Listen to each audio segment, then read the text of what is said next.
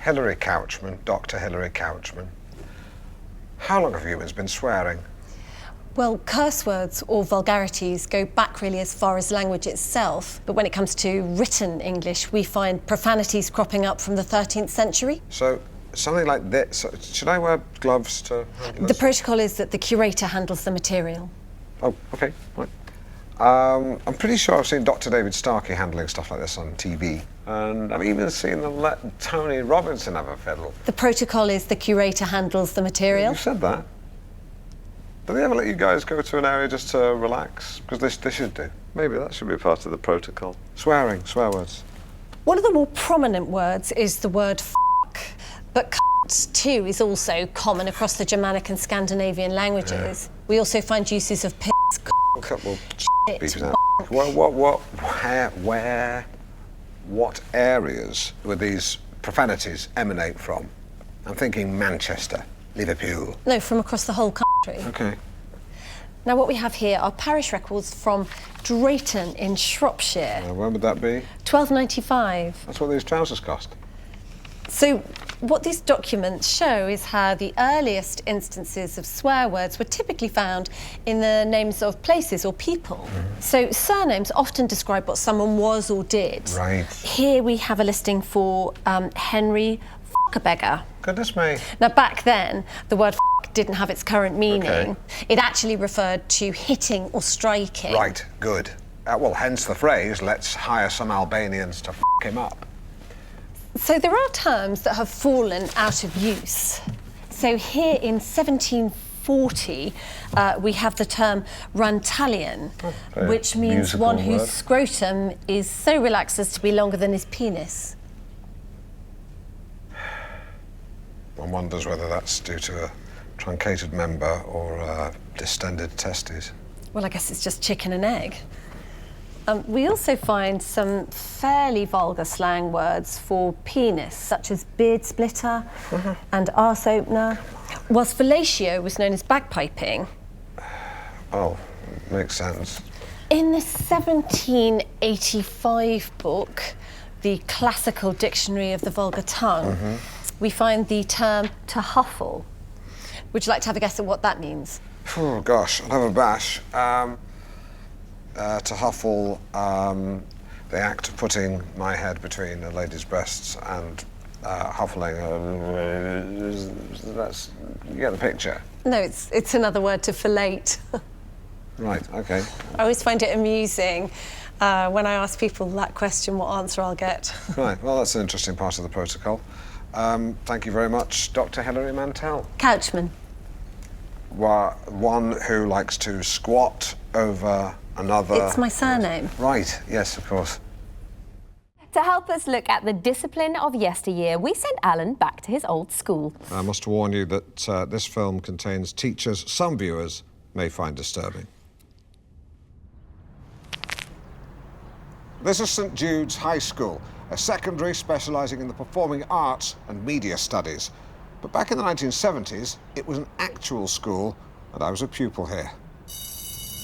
Today, the corridors of St Jude's are alive with the sound of laughter and play. Back then, however, the school echoed with an altogether different noise.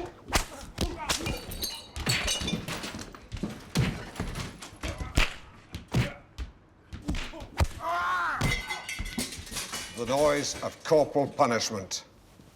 Thrashings were the order of the day back then. The only ways to avoid a walloping, keep out of trouble, or get homeschooled like Dominic Bentham. Although I think he ended up killing himself in his 40s.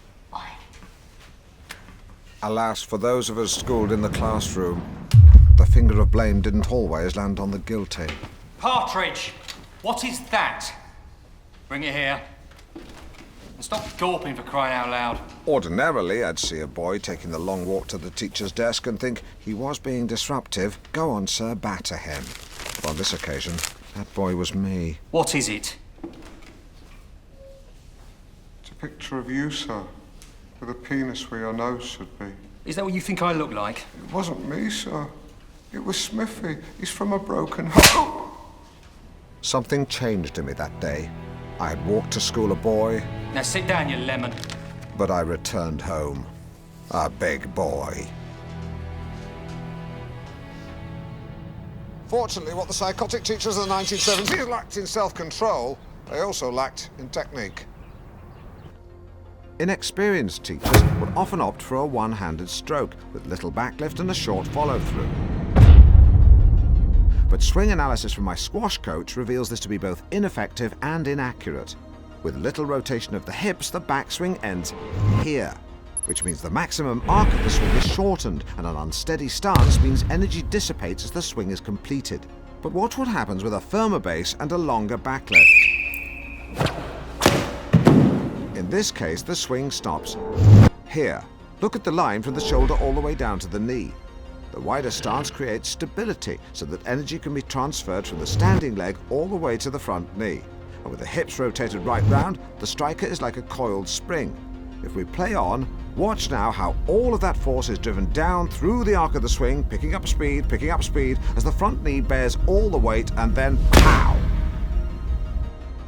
The striker hits through the target, continuing to rotate the hips until he ends up in a finishing pose that is the mirror image of the backlift. Impressive. Eventually, corporal punishment was subject to a blanket ban, except in emergencies. But the memories remain. Sore heads, swollen knuckles, rosy red bum cheeks. Sounds funny. Don't feel funny. Why are clean hands important? Because humans are the most effective incubators of bacteria outside of imported meat. A fact first discovered 150 years ago in Soho, when its filthy reputation was based not on pole dancers from Lapland or lap dancers from Poland, Poland, but because of an outbreak of cholera. Imagine going into a newsagent and ordering not a can of Coca-Cola, but a can of Coca-Cholera.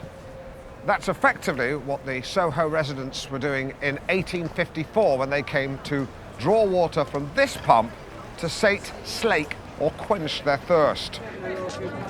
That was before the physician John Snow discovered that the disease was spread through contaminated water. And this paved the way for the invention of antibiotics, a remedy against bacteria that initially seemed infallible. I said initially slightly louder because whilst antibiotics once stopped bacteria like these from breeding like randy Catholic rabbits, their prophylactic power has become dulled through overuse. Many liken antibiotics to giving a box of chocolates to an angry spouse.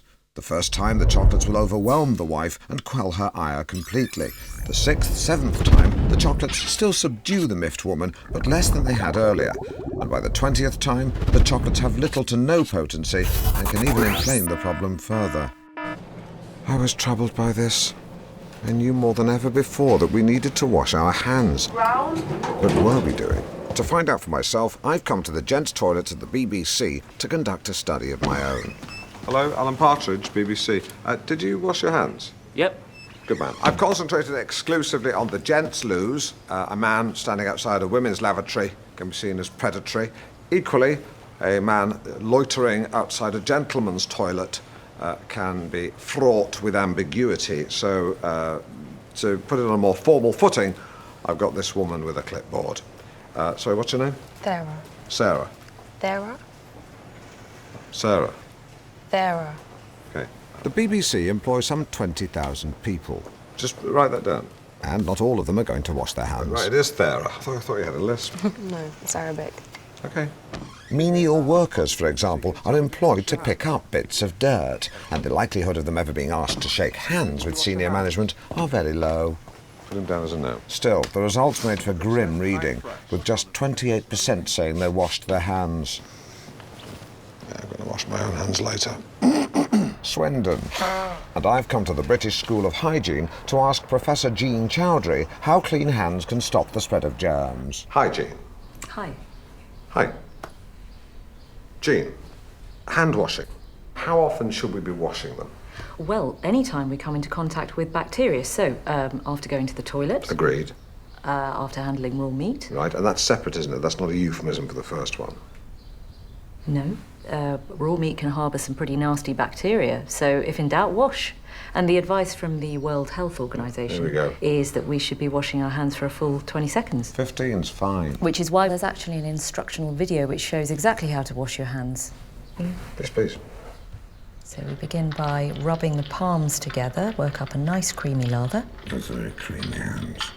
And then you rub the back of your left hand with the right palm with interlaced fingers. Yeah. And same with the other hand. Yeah. And rinse with warm water. Yeah. Those taps are the same as the ones over there. Oh, yeah, we shot it here. Right, so those your hands? Mm-hmm.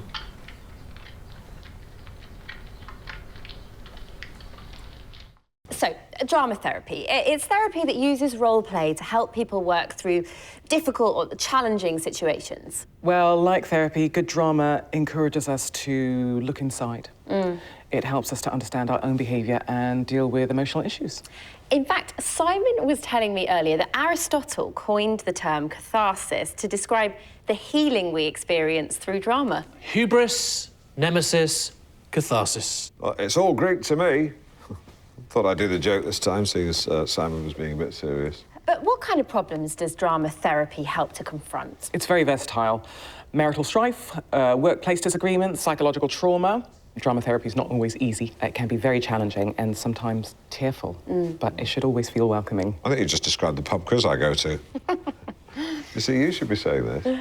Catharsis. Now, I believe we're going to see some drama therapy in action. That's right, Jenny. Over here we have two actors, Daniel and Louise.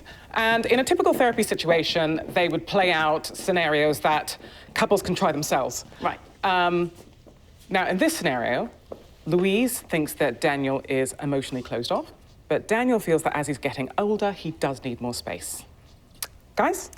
And you wonder why we never resolve anything. It's because we argue, and then 5 minutes later, you get upset and I have to back down. No one's saying you have to. But that's what happens when you play that card. It's not a card, Daniel. It's how I feel. Just because you're a closed book doesn't mean I have to be.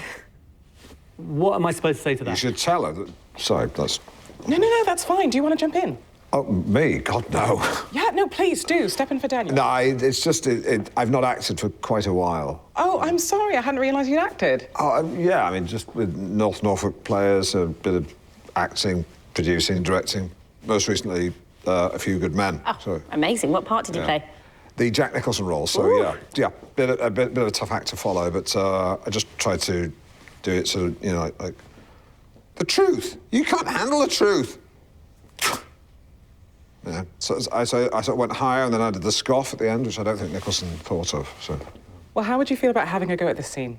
Yeah, sure. Why not? Oh, great. OK, Daniel, you step out. Louise, you're in the kitchen, you're making dinner. And Alan, start a conversation when you're ready. OK.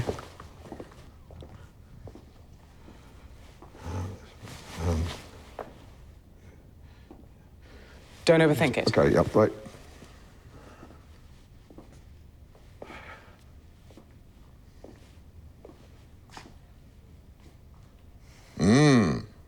Smells good. It's just spag bowl. I didn't mean the dinner. Well, you never normally come in till it's cold. I'm sorry to go on. I just don't want you to feel like I'm complaining because I want to spend time with you. Hey, baby girl. Just been out on my bike. My motorcycling's important to me. You know that. But you know the best part of the journey? Riding that steel horse back home to you. Try it without the accent. Me or her? You. OK, but the general direction... Forget all that. Both of you sit at the table. OK. Now, let's just pretend that she's your actual wife. Yeah.